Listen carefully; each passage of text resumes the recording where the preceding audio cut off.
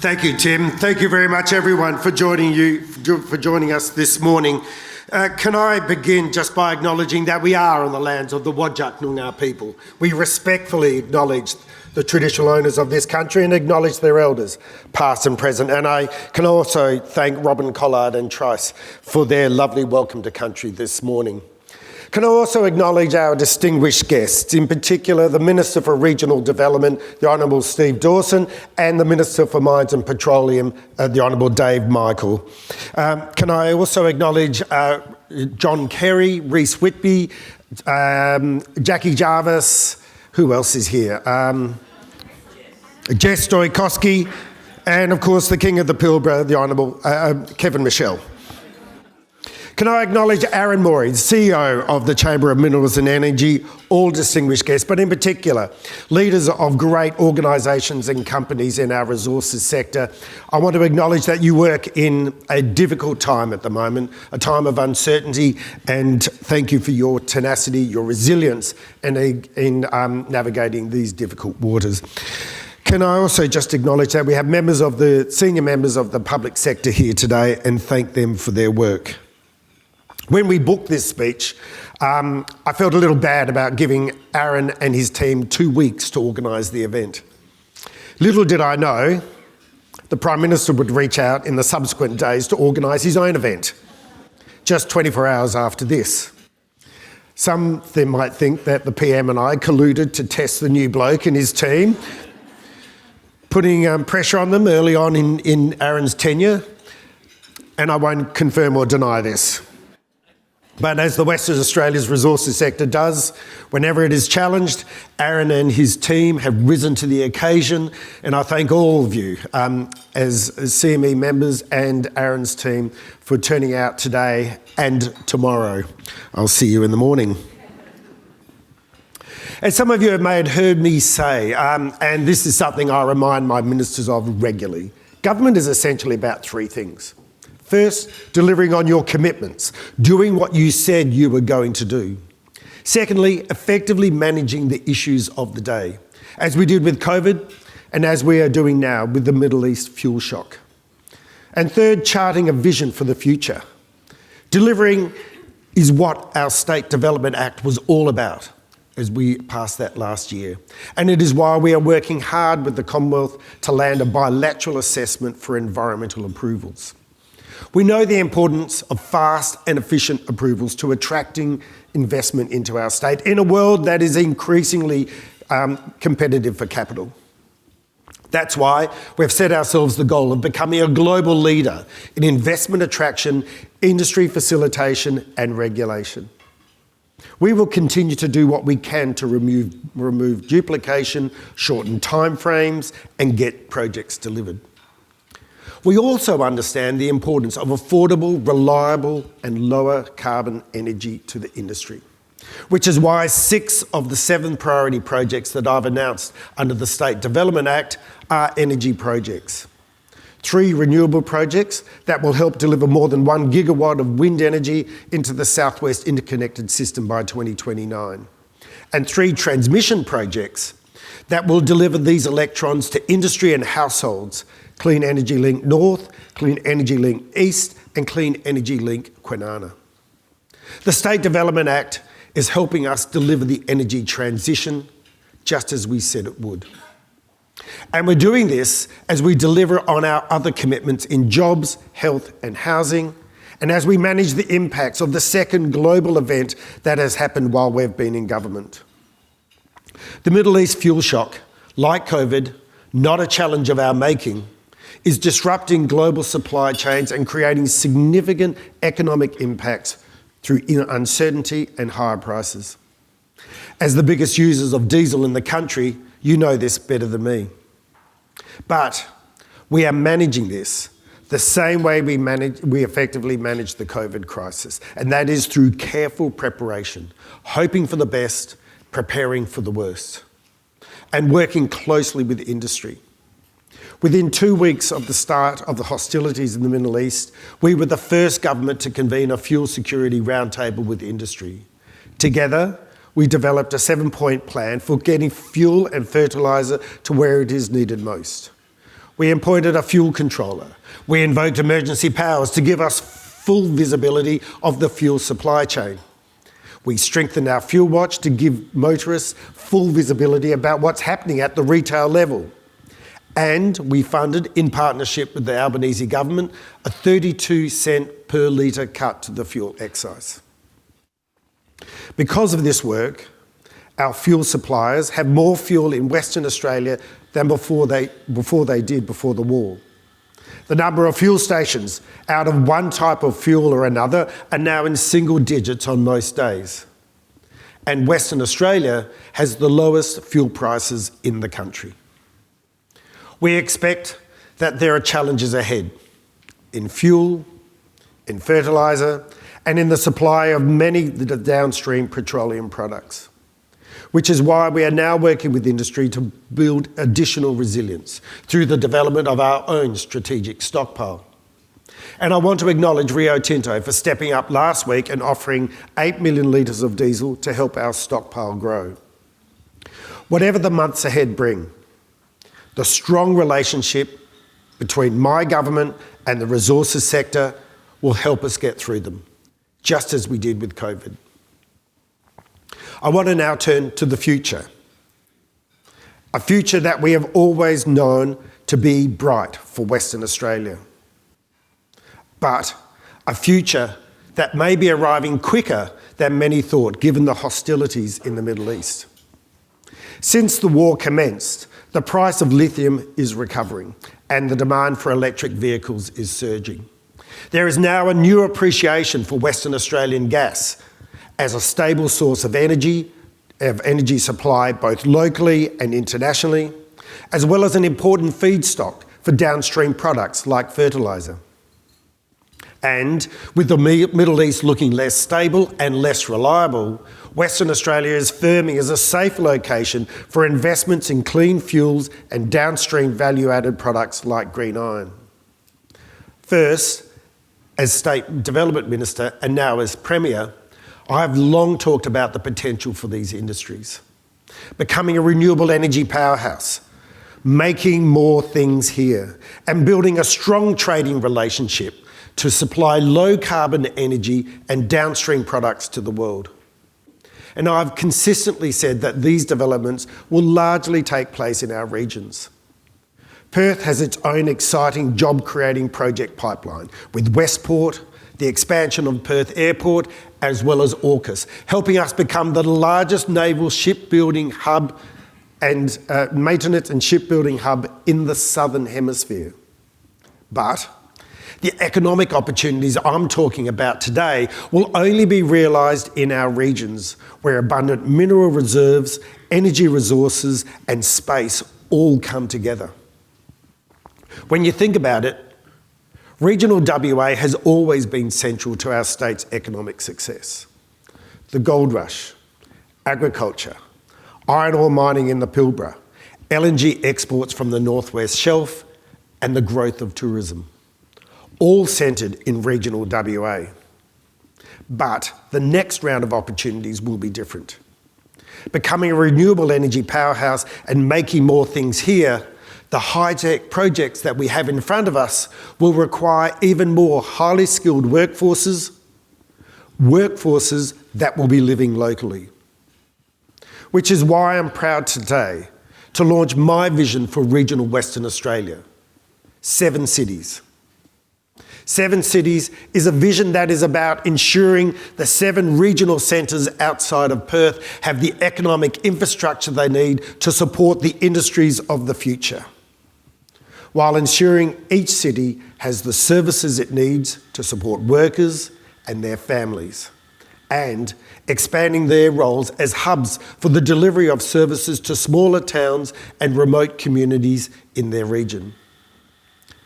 The 7 regional centres we've identified for this policy have high economic growth potential, have the capacity to be a hub for service delivery, and can substantially grow in population over time.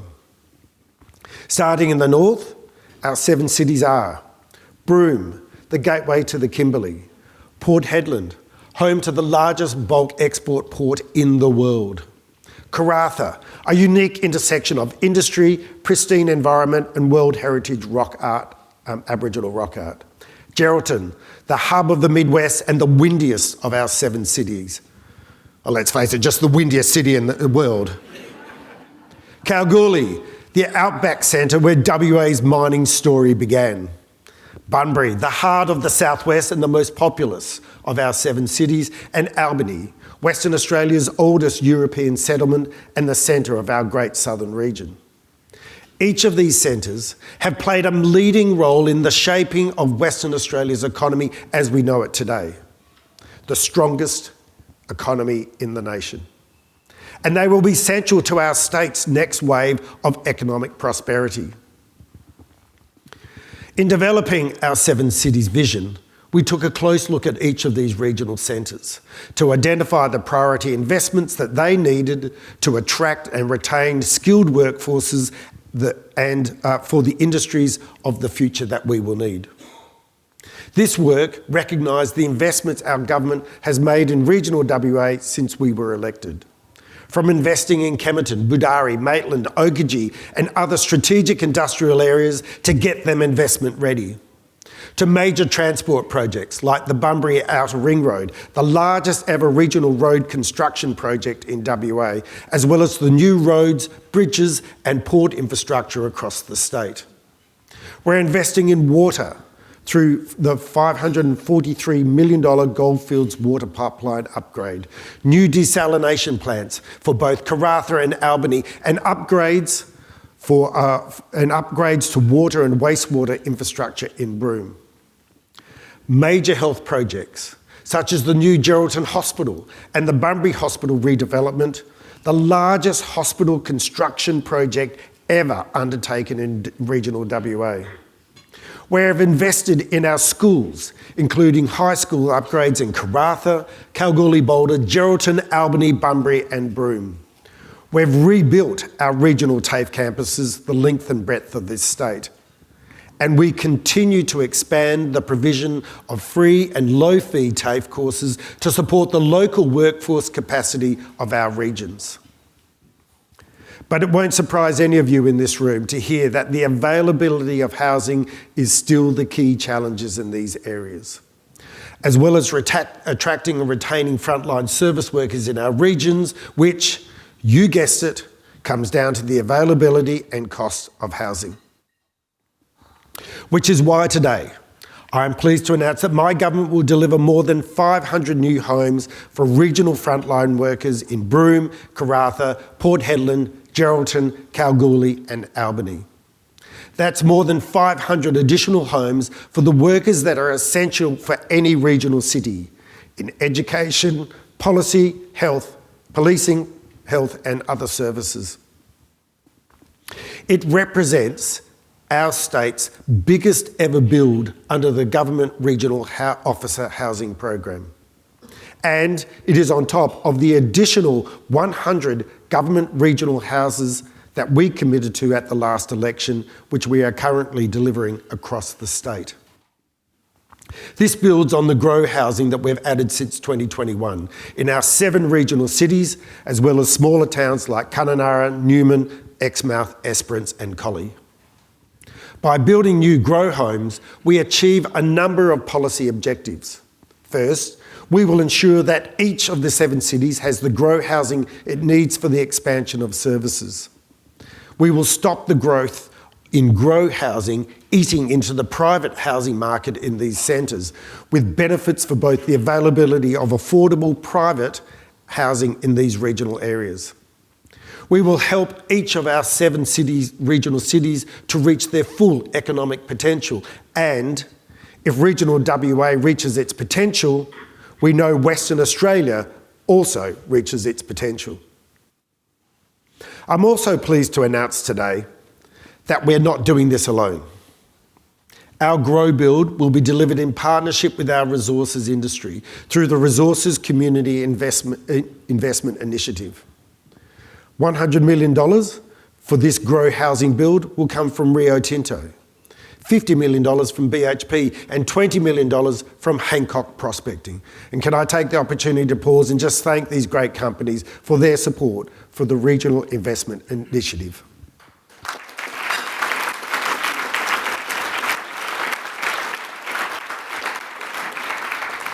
This is part of the $419 million for GROW and other government worker accommodation in the 26-27 state budget as part of the overall $692 million investment in regional housing initiatives.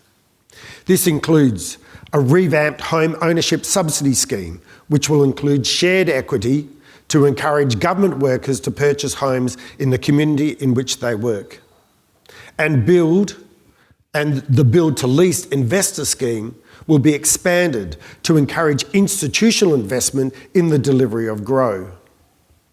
More than 500 new homes for regional frontline workers, meeting the projected demand for GROW in our 7 cities to 2030. With Rio Tinto's contribution also delivering further housing in Wickham, Tom Price, Paraburdoo and Roebourne. This is the sort of government-industry collaboration that only happens in Western Australia. And it is a big reason why we remain the strongest economy in the nation and the best place to live, work and raise a family. Throughout history, our regions have been central to our economic success. They have been central to shaping our culture and our identity as Western Australians. And they will be central to our future as a prosperous state. 125 years ago, at Federation, at least 4 out of 5 Western Australians lived in the regions. That's 4 in every 5 Western Australians. In the 1960s, it had dropped to around 2 in 5. Today, fewer than 1 in 5 Western Australians live regionally.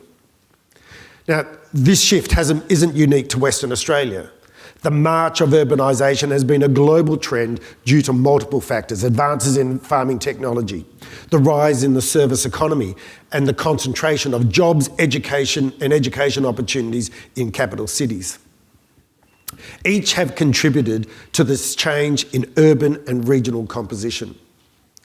In WA, it's not that the regional population has shrunk, it's simply that it hasn't kept pace with Perth's growth.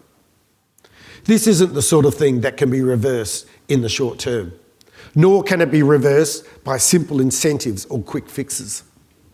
7 cities is a long-term plan. It's a long-term vision. It recognises the gravitational pull of opportunity. It recognises that opportunity exists in places where industry and business can flourish, like Broome, Port Hedland, Karratha, Geraldton, Kalgoorlie, Bunbury, Albany. And it recognises that long-term growth can only occur in communities with good services, infrastructure, lifestyle and affordability. Today, I've outlined my vision for 7 cities and our new investment in housing. But perhaps the thing I'm most excited about is the growing collaboration that we are achieving with industry. Whether it's to expand our strategic fuel stockpile, our delivery of GROW housing, the relationship between government and industry has never been as strong as it is today in Western Australia. We don't always agree, but together we are delivering results that other jurisdictions can only dream of. Today is the start for 7 cities, building on all the investments that we have made together in regional WA. But the opportunities for future collaboration and investment are limitless. My vision for each of our 7 cities is to have every amenity that they need. Our regions have made Perth the thriving city that it is, emerging as a global capital on the Indian Ocean rim. 7 cities is about ensuring that each of our regional centres can be everything they can be, supporting the smaller communities around them and ensuring Western Australia's economy remains the strongest in the nation for generations to come. There is no sector in the world better at meeting challenges head-on than Western Australia's resources sector. So, in thanking you for your collaboration to date, the challenge I leave with you today is, what are we going to do next? Thank you very much.